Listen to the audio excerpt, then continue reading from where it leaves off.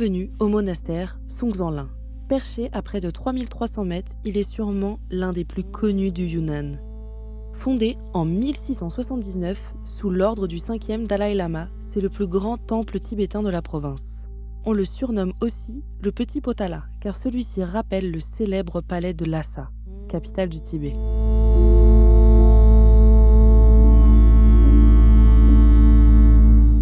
Derrière le nom Shangri-La se cache un autre nom, Zhongjiang. Le nom de la ville a été changé en 2001, tout simplement pour attirer du tourisme.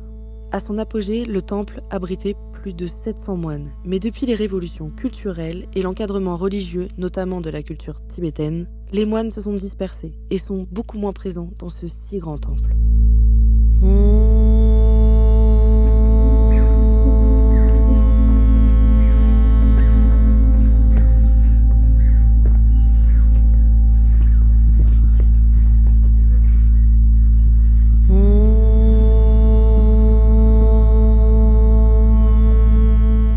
Du coup, on pourra pas te faire voir l'intérieur des temples.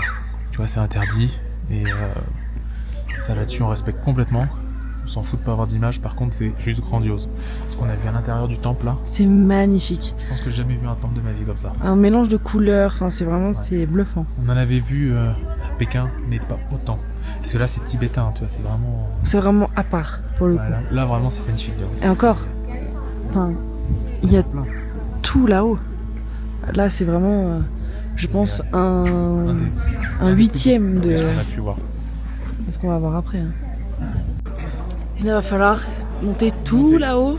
Et d'ailleurs, tu l'as dû voir, ils sont tous déguisés, habillés en tenue traditionnelle, mais là, je pense. C'est vraiment pour faire des photos. Je sais pas comment c'est vu, si c'est bien vu ou pas. Je sais pas, mais là vraiment, c'est hallucinant. On en a vu, mais alors là, ici, à Shangri-La, c'est encore pire que d'habitude. Tous. Et tous avec l'oxygène, parce qu'il faut savoir que nous sommes à 3300 mètres.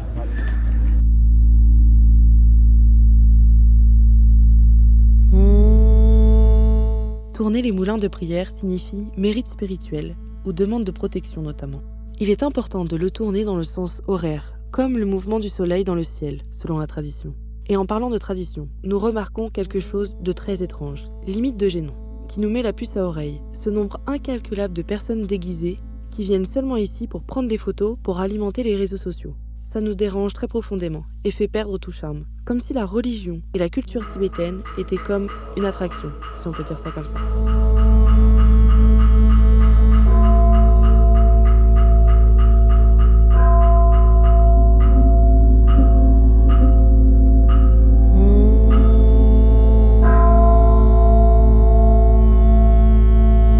On est arrivé tout en haut du monastère. Et c'est tellement magnifique. À l'intérieur, il faut que tu tournes, à savoir, quand tu viens, tu filmes pas, prends pas de photos, et tu tournes dans les sens d'une aiguille d'une montre. Donc en fait, quand tu rentres, tu arrives là, au milieu, tu as les hôtels, et après, tu dois tourner dans le sens d'une aiguille. Et là, regarde, on est arrivé sur le toit, c'est sublime.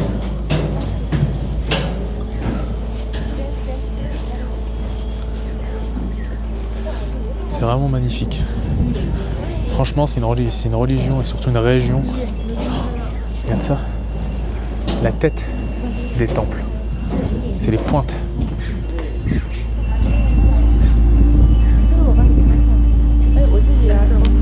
Ouais, là c'est fou là. Franchement, c'est fou.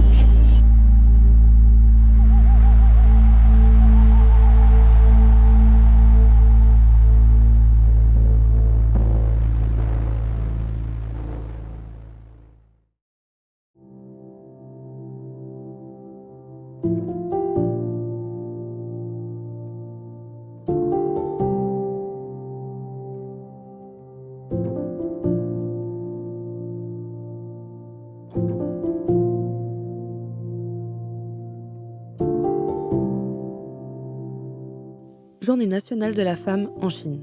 Elles sont à l'honneur encore un peu plus aujourd'hui, notamment en habit traditionnel du Yunnan. Par la suite, Shangri-La et sa vieille ville qui nous ouvrira ses portes, bien plus charmante et plus petite que les précédentes qu'on ait pu voir.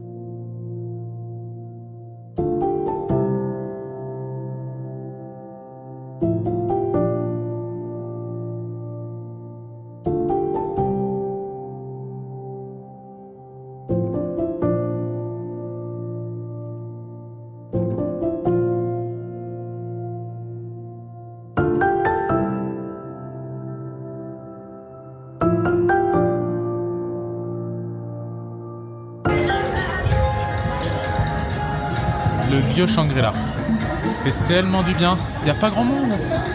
Ah la vache, je peux te dire que ça fait du bien après l'Injiang là et tout. On nous avait dit qu'il y avait moins de monde. On avait rencontré un Ukrainien là il y a 2 jours. Et c'est vrai. Ça fait vraiment du bien. C'est joli. C'est joli comme tout. Tout est vraiment basé sur la religion tibétaine. Ouais. C'est vraiment beau. Alors c'est vraiment joli.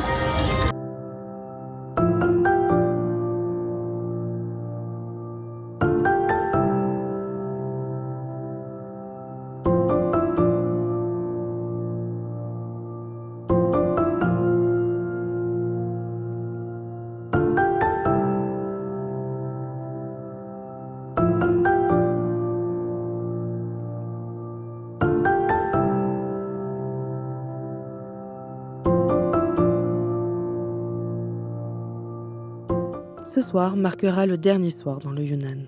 1 mois et demi à arpenter ses routes, ses temples, ses attractions et surtout ses rencontres. L'une des plus belles régions qu'on ait pu voir jusqu'ici, et les mots ne sont pas assez forts. À l'image encore de cette soirée, avec ces danses typiques du Yunnan qui nous auront tant marqué et alimenté nos soirées.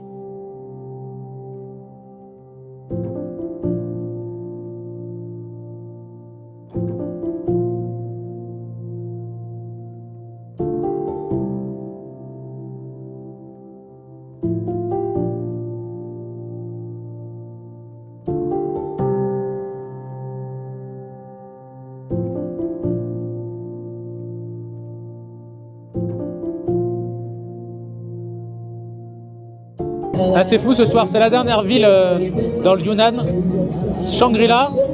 Enfin, un gros pincement au cœur de partir d'ici en vrai. C'est, je pense, l'une des plus belles régions de Chine. Ils avaient raison, les Chinois. Et surtout, c'est l'accueil encore que ce soir ils nous réservent. C'est fou. Hein? Oui, ouais, oui. La fille, la chienne, c'est une star. Ils sont tellement bienveillants et la plupart, c'est des jeunes. En vrai, la relève chinoise, je pense, sur leur futur, elle est bien reprise. Parce qu'ils nous le disent tous, ils ont un magnifique pays, ils nous disent safe travel, et c'est vrai que ça va faire bizarre de quitter le Yunnan. Parce que vraiment, faut venir ici, il faut venir. Et encore, on n'a pas tout vu. Il y a encore tellement de choses qu'on pourrait voir. Franchement, ouais, demain, c'est direction le Sichuan, 90 km, c'est fini. Mais ouais, c'est sûr et certain, on reviendra.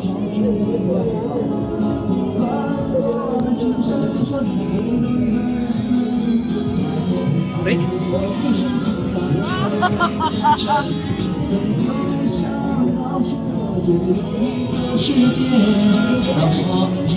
Merci Shangri-La et merci le Yunnan.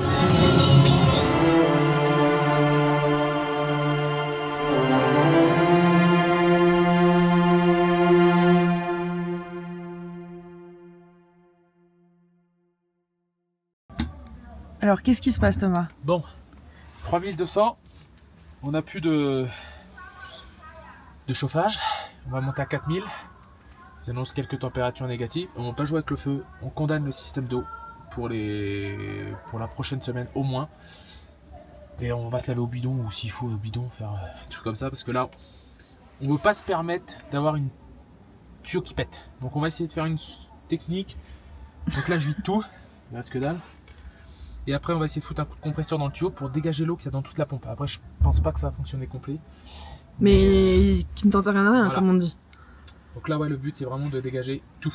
Tout vider l'eau parce que vraiment on nous annonce des -5, même moins. Et sans chauffage c'est pas faisable. C'est pas faisable, on peut pas prendre le risque. Donc ouais. Ça va être rapide, il reste que dalle. Donc, oui on n'a plus beaucoup d'eau, mais ça va marcher. Voilà. C'est la van life comme ils disent les van lifers.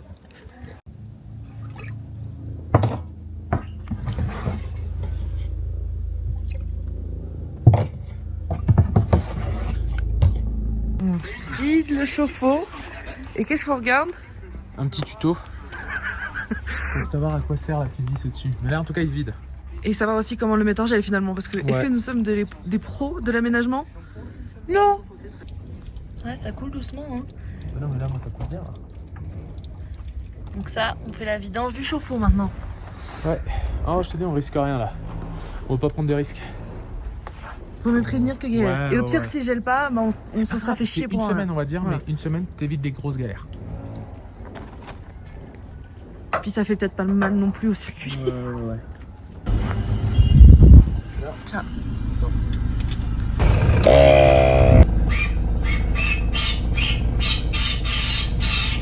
Non.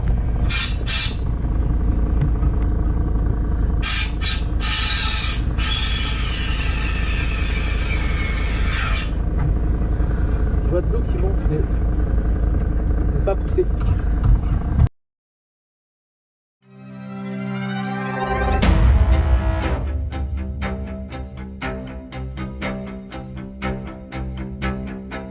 Place au Sichuan. D'ici quelques kilomètres, nous rentrerons dans cette région qui abrite les fameux plateaux tibétains à plus de 4600 mètres. Mais avant ça, la route est longue. On va sûrement arpenter l'une des plus belles routes goudronnées qu'on ait pu voir jusqu'ici. Nous allons nous enfoncer dans des routes plus du tout touristiques, où même le goudron est par moments manquant. Et surtout, nous allons découvrir un changement radical de politique d'encadrement des régions.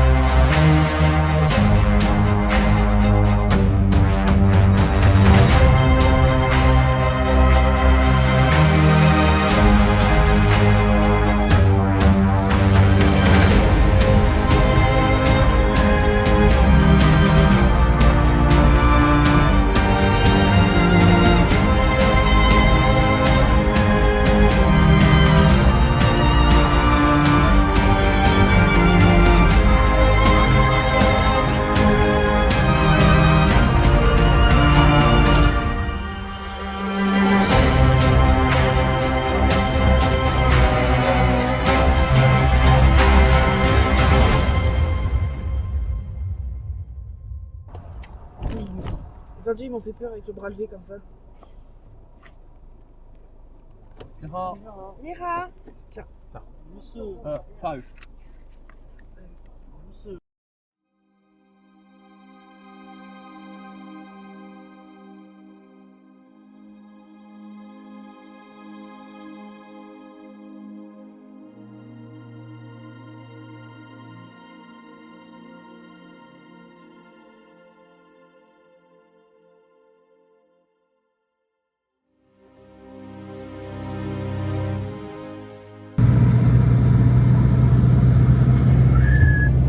Bah là, je crois qu'on est dans l'un des pires tunnels qu'on ait pu faire. Y a rien. Bonne lumière. Regarde ça. Je suis en longue portée. Attends, j'éteins les longues portées. Hein. Je vois rien. Oh là là là là là là. Et pourtant, c'est bien la route du GPS. Ah oui, c'est la route. Hein. J'espère que le tunnel va vite se terminer parce que là, je peux te dire que je suis pas rassuré.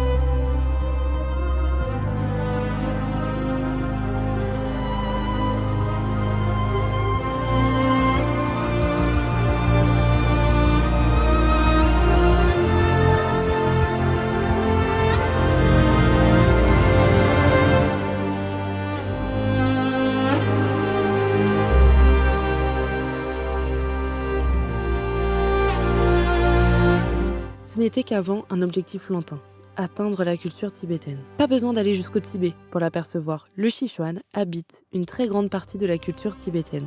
Voir ses premiers temples, ses premiers drapeaux de prière absolument partout, c'est juste fou. Ça nous laisse encore un peu plus scotchés dans le siège.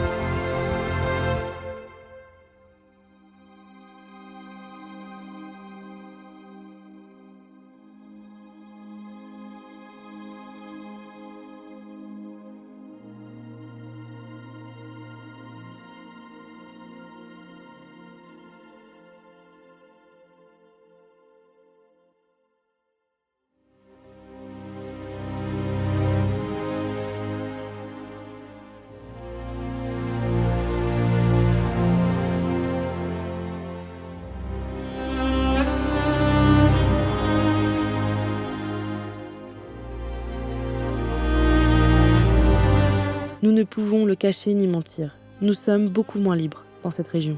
Les checkpoints s'enchaînent, les questions reviennent. Où vas-tu? Tu viens d'où? Où tu dors? Toujours dans la bonne humeur, une chance. Mais ça nous brise le cœur. Pourquoi une population autant encadrée? Pourquoi? Nous ne pouvons pas faire la promotion.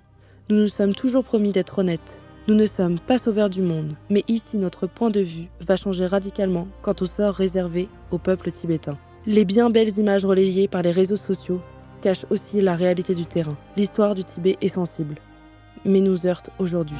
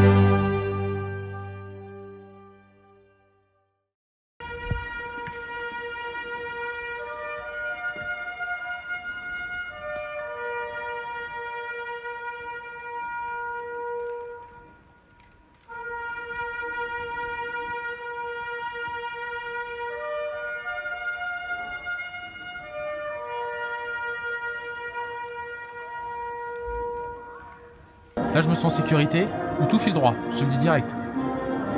Je crois que c'est une école en face. Ouais, c'est une école au bout derrière.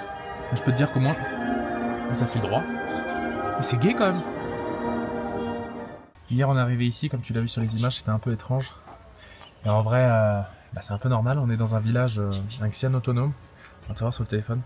Où en fait, un xian, qu'on s'appelle ça, c'est une province autonome tibétaine. Et comme tu le sais, On n'était pas au courant. on n'était pas au courant.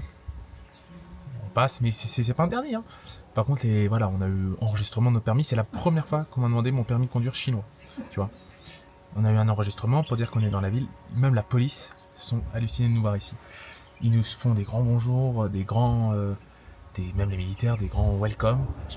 Donc voilà, c'est vrai que la population, c'est vrai qu'on avait vu que le Tibet, tout ça, était bien encadré, c'est vrai. On n'est pas dans le Tibet, on est dans le Sichuan maintenant. Et c'est vrai que c'est très surprenant de voir une ville aussi encadrée. La dernière fois qu'on a vu une police autant présente, c'était à Pékin, je crois. Là. Beijing. Ouais, parce que là, tu vois, il y a un drone, je veux pas faire le parano. Hein. Ça se trouve, le drone, c'est quelqu'un qui fait voler, on sait pas et tout. Il volait il y a 1 heure déjà. Voilà, il volait déjà il y a 1 heure. Voilà, c'est un peu étrange. Mais ouais, c'est vraiment très très surveillé, honnêtement. Mais voilà, les gens vivent avec la police et tout, tu le vois bien. Hein. Mais c'est quelque chose qu'on voulait quand même insister, parce que c'est vrai qu'on le voyait, on n'est pas allé dans le Tibet, on peut pas aller dans le Tibet sans guide. On nous demande beaucoup, même les Chinois nous le disent, allez-y, non on peut pas, faut payer ce guide.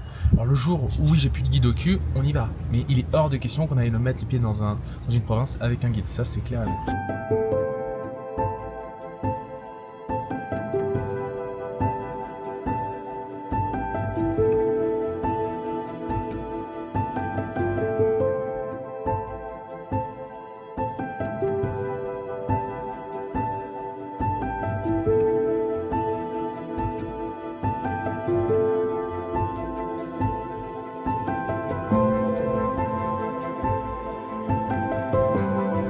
Les plateaux tibétains ne sont plus qu'à quelques centaines de mètres de dénivelé au bout de cette route. Une route unique en Chine, qui nous emmènera toucher les nuages tibétains. N'hésite pas à nous soutenir en t'abonnant et en aimant les vidéos, ça peut que nous aider.